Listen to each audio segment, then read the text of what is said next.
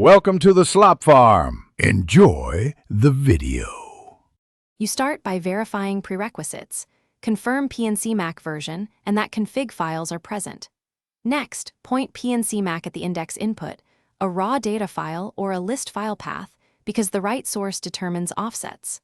Once done, back up the originals and create a dedicated working directory to avoid accidental overwrite. Make sure to set file permissions and note encoding, otherwise Pncmak may misread entries. This first step gets you into a stable state, so the index calculation will be repeatable and auditable.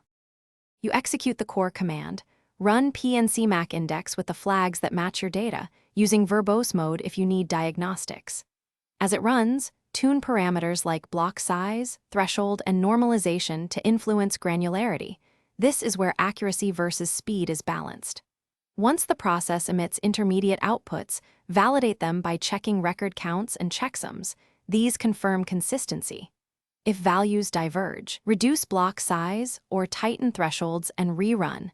This iterative adjustment is how you converge on a correct index.